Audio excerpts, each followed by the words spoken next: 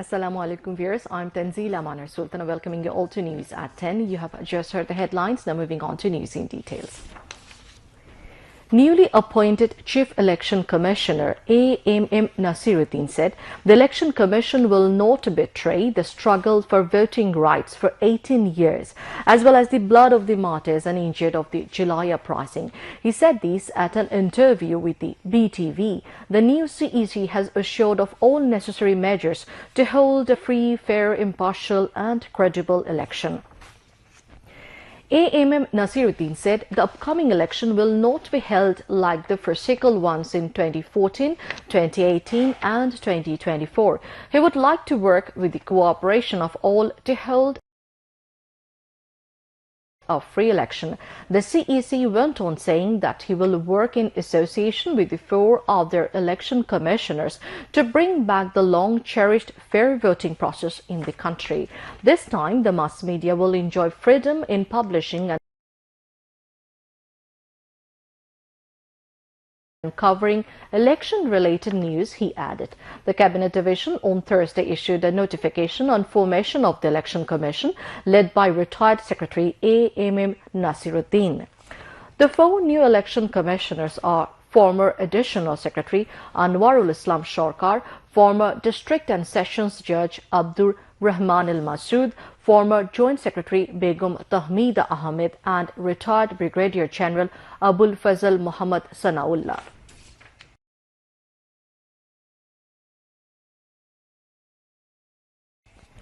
The interim government has set a target to create 5 lakh jobs in the government sector in next 2 years. According to the Labour and Employment Ministry, the interim government has created around 1 lakh jobs under different ministries in its first 100 days. During the period, the jobs were created under the Public Administration Ministry, Labour and Employment Ministry, Information and Communication Technology Division, Bangladesh Public Service Commission, Youths and Sports and Women and Children Affairs Ministries. According to the Labour and Employment Ministry, the number of unemployed people in the country is 1 crore 80 lakh. Of them, 26 lakh have at least a bachelor's degree. The interim government led by Professor Muhammad Yunus has taken various initiatives to create employment in the country. Students of the schools and colleges are working as assistant of traffic police after taking special training. Besides, the government took a target to train up around 3 lakh people for self-employment in the fiscal year 2024 to 2025. These trained youths will also be given loans to develop themselves as self-employed and entrepreneurs with a low service charge. The government is emphasizing on developing the new generation as experts in information technology alongside recruiting in government institutions, in the revenue sector or project, or developing them as entrepreneurs. The ousted Awami League government built more than 10,000 murals and sculptures across the country to celebrate Mujibiyya and spread Mujimism.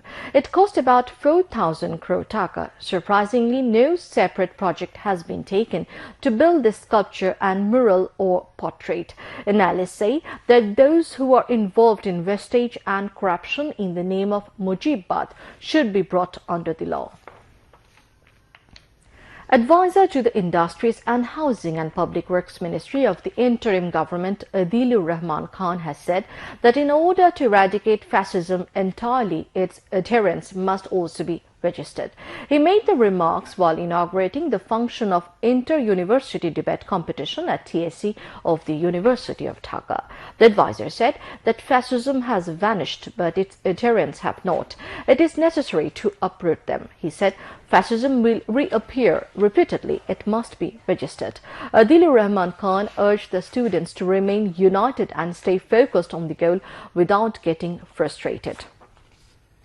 The Election Commission has been formed and the government will now go towards election stage by stage. Land Advisor A.F. Hassan Arif said this to newsmen after visiting the Asian International Trade Fair at Sher-e-Bangla Nagar in the capital this afternoon. He said all the new election commissioners are experienced and so they would be able to ensure a free and fair election. Land Advisor thanked the organizers for arranging the fair on private initiatives. Such fair through branding country's culture plays a positive role. Visiting such fair, the foreigners can have an idea about Bangladesh's culture and tradition, he added. The 17-day fair that began on 7th of November at China Friendship Conference Center in the capital is similar to Dhaka International Trade Fair. The Asia International Trade Fair will conclude on 23rd November. Chattogram Hill Tracts Affairs Advisor Shipra Pradeep Chakma urged all to maintain the country's existing communal harmony. He made the call at the Wangala festival of Garo community in the capital today. Shago Richil, president of Wangala Celebration Council, presided over the program al-alqsa on a false case and first heart to die without treatment. BNP Senior Joint Secretary General Ruhul Kabir Rizvi urged the government to take the responsibility of those injured and the family members of the martyrs of the July-August mass upsurge. He raised the demand at a rally organized by Jatiyotawadi Rickshaw Van Auto Drivers Dal in front of the BNP central office at Noyapalton in the capital this afternoon. Speakers at the rally hoped that a positive decision would come by Sunday next regarding battery-operated rickshaw. At the program, prayers were offered seeking peace of the departed souls of those embraced martyrdom during the July-August upsurge. A U.S. government-led delegation, including U.S. President Joe Biden's special envoy, Kali M. Faye Rodriguez, is visiting Dhaka to enhance mutual cooperation in various sectors. Kali, Special Representative for International Labour Affairs, is leading the delegation. She is accompanied by Deputy Under-Secretary of Labour, Thea Lee. This time, their visit aims to support sustainable economic growth, stability and growth in Bangladesh, as well as meaningful and quality jobs. The delegation arrived at Dhaka this morning on a 4-day visit and met with the Labour Organization Solidarity Center on the working conditions of workers. During the visit, the delegation will meet with senior officials of the interim government, garment industry owners and labour union partners. In addition, the delegation will discuss with representatives of U.S. companies investing in the ready-made garment sector and global labour experts on how to provide best support to Bangladesh's economy, democracy and workers. Moving on to international news.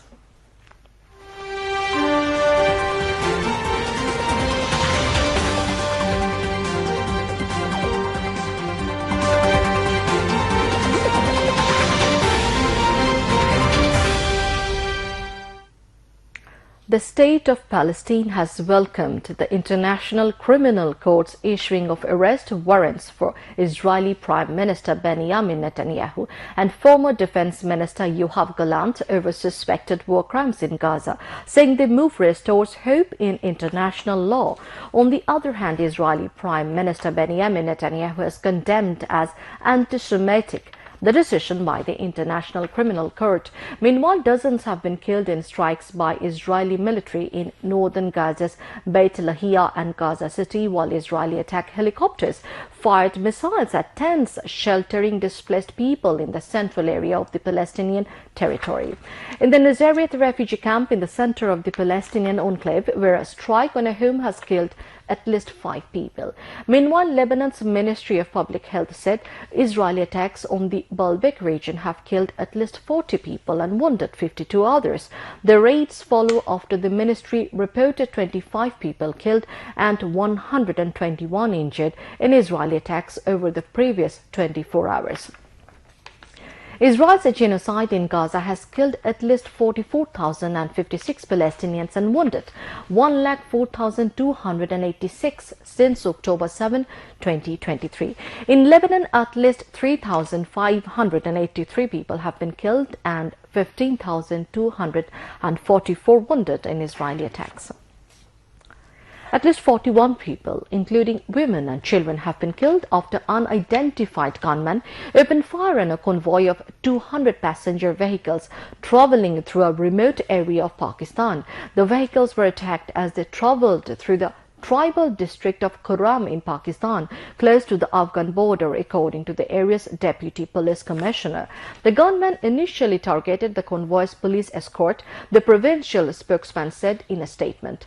Police were protecting the convoy following months of sectarian violence in the area, which has claimed dozens of lives this year. Police said that 41 people were killed in Thursday's attack and an additional 16 more were critically injured. Russia has launched an intercontinental ballistic missile (ICBM) strike on Ukraine, marking a significant escalation in the ongoing conflict, according to Ukrainian authorities. The attack occurred on Thursday in the eastern city of Dnipro. If confirmed, it would be the first time in history that such a powerful missile has been used in a battlefield, prompting experts to label the strike as unprecedented. The use of an ICBM adds a new and alarming dimension to the Ukraine-Russia war, which has now entered its third year.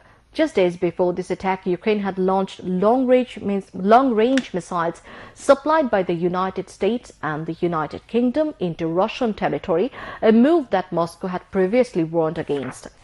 In response to those strikes, Russia reportedly carried out its own attack on Thursday using the RS-26 Rubais intercontinental ballistic missile.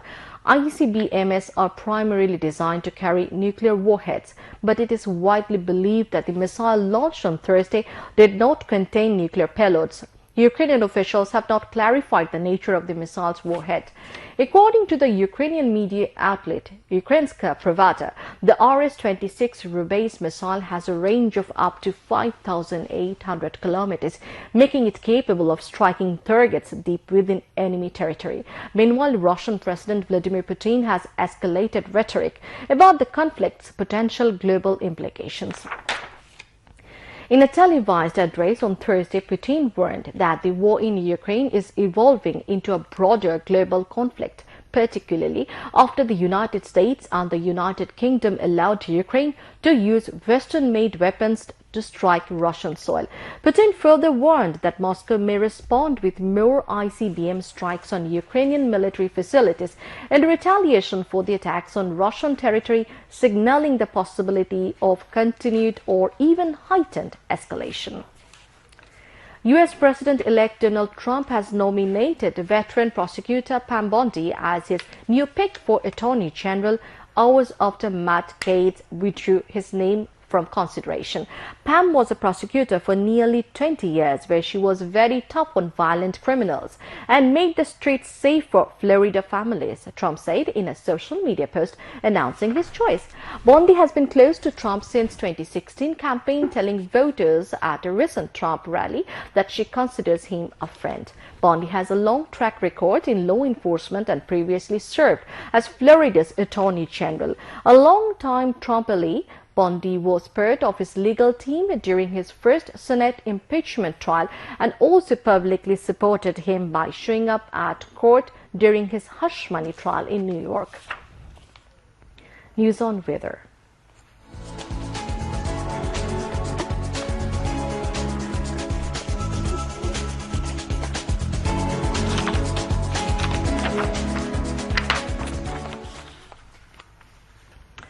Met Office in its weather forecast till 6 p.m. tomorrow said weather may remain dry with temporary partly cloudy sky over the country. Light to moderate fog may occur at places over the country during late night till early morning.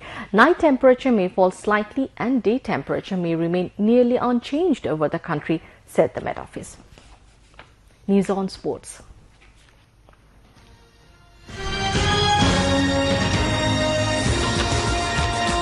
Bashundhara Kings clinched the Bangladesh 2.0 Challenge Cup football title, beating Mohammedan Sporting Club by 3-1 goals.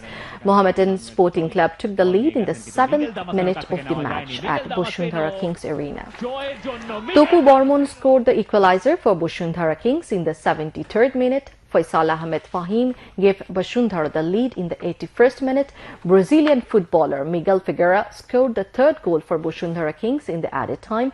Youth and sports advisor Asif Mahmood Shaji Puya enjoyed the competition and distributed prizes after the match.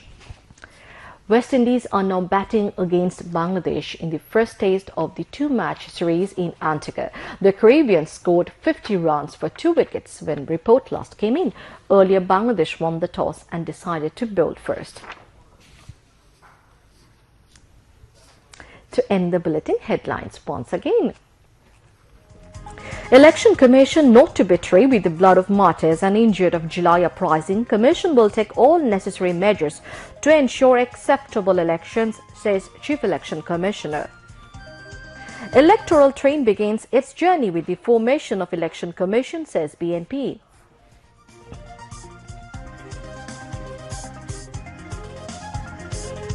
Interim government created 1 lakh employment during its first 100 days and sets a target of creating 5 lakh more employment in next 2 years.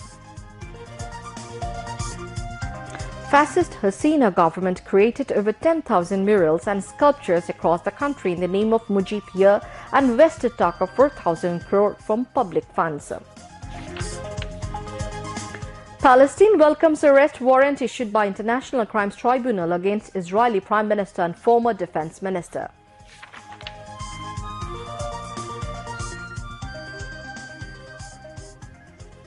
And Bushundhara Kings secure Bangladesh Challenge Football Cup title by beating Mohammedan Sporting Club 3-1.